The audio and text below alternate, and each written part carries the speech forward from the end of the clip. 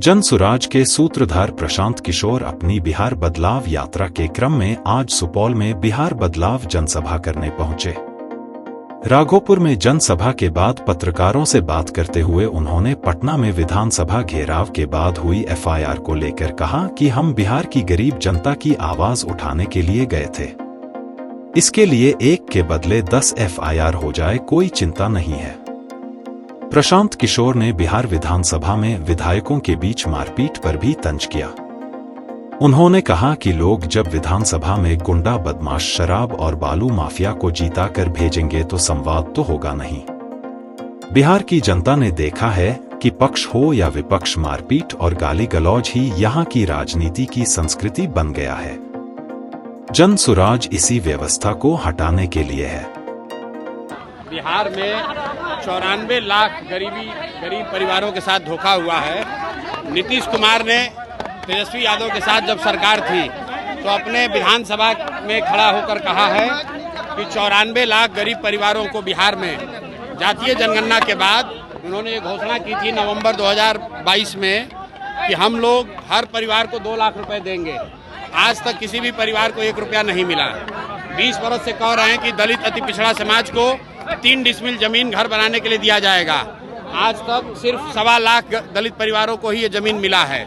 तो इसलिए और ये जो जमीन के दाखिल खारिज के नाम पर लूट मचा हुआ है, भ्रष्टाचार है, इसके विरोध में हम लोग सरकार से आवाज उठाने गए थे। वहाँ पर एफआईआर हुआ है, उसकी कोई चिंता नहीं है। अगर यहाँ गरीब लोगों की आवाज उठाने के लिए एफआईआर होना है तो 1 के बजाय 10 एफआईआर हो जाए, कोई चिंता की बात नहीं है। विधानसभा में हाथापाई की स्थिति आई है सर। विधानसभा में कल हाथापाई की स्थिति उत्पन्न हो गई, कैसे देखते हैं? विधानसभा में अगर आप बालू माफिया, शराब माफिया, गुंडा बदमाश को जिताकर भेजिएगा तो विधानसभा में मारपीट नहीं होगा, तो वहाँ पर कोई संवाद तो होने वाला है नहीं। ऐसे लोग को चुनकर जनता भेज रही है जिनको ना भाषा का ज्ञान है, ना विषय का ज्ञान है, तो सदन में जाते हैं और जनता का आवाज उठाने के बजाय वहाँ गाली गलौज करते हैं। और वो कल बिहार की जनता ने कल देखा है कि चाहे पक्ष हो या विपक्ष, दोनों का भाषा, दोनों का बात करने का तरीका, गाली गलौज, यही बिहार की राजनीति का संस्कृति बन गया है।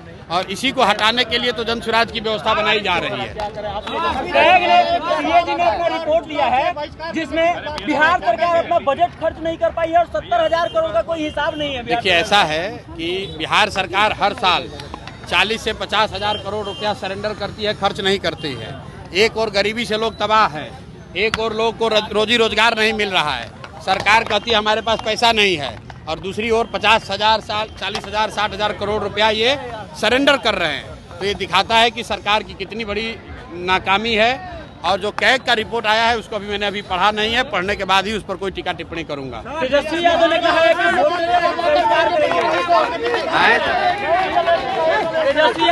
कि चुनाव का बहिष्कार करेंगे, क्या कहेंगे इस पर? भाई, हर लोकतंत्र में सभी दल, लोकतंत्र में नेता और दल अपना विचार रखने के लिए, अपना रास्ता चुनने के लिए स्वतंत्र हैं। अगर उनको लगता है कि उनको बहिष्कार करना चाहिए तो बहिष्कार करें। ये धमकी देने की गिदड़ भभकी क्यों दे रहे हैं? बहिष्कार करें, इसमें कोई बात नहीं है, उनका निर्णय है।